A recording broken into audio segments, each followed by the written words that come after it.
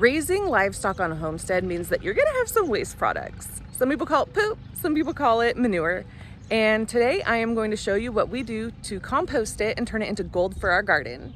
Thanks for joining. This is Tiff, the Informal Farmer.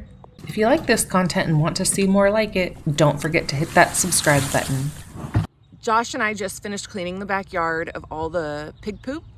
And by the looks of it, I would say we've probably got like 60 to 80 gallons volume of pig poop and leaves and sticks and whatever else comes with it when we're cleaning. And so in the past, what we did is we would actually just put it in the trash can and have it wasted, and it would take up a whole trash can.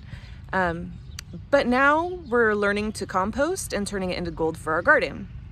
So what I've done is I've collected it and layered it on top of the previous week. So here where it's more gray and darker brown, that's the previous couple weeks of compost manure. And then what we have here with the hay looking stuff in it and leaves, that's what we collected today. And as you can see, it's kind of a mess. That's because throughout the week, my pigs and chickens come through and actually turn my compost for me. So it's wonderful how they do that. And then I just come through and restock it with fresh manure on the weekends, and I will water it down and kind of turn it so that the old stuff gets mixed in with the new stuff. You want to make sure that it's nice and soaked, because in order for it to break down, it needs the moisture combined with the heat. Now here in Southern California, we're getting up into the high 80s and even sometimes 90-degree days already, and we're just in May. And so we don't need to cover it or anything. It will compost itself with just the heat from the sun. If you live in a colder climate, you may need to put a tarp over it to help trap in some of that heat to help it break down.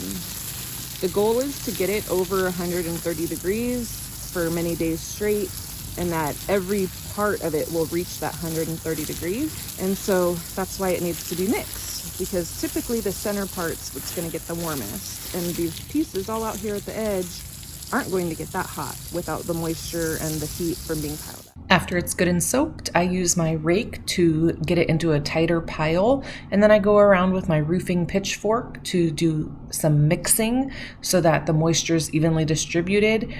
It also helps break down some of the larger pieces. So here I've got a nice tidy pile.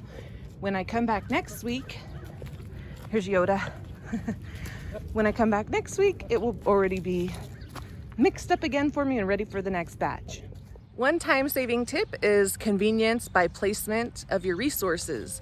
So right here is my compost pile, and right there is the garden hose that I use to water it after I've restocked. The main takeaways for today are: don't throw away your pig poop or other livestock poop. It is gold for your garden.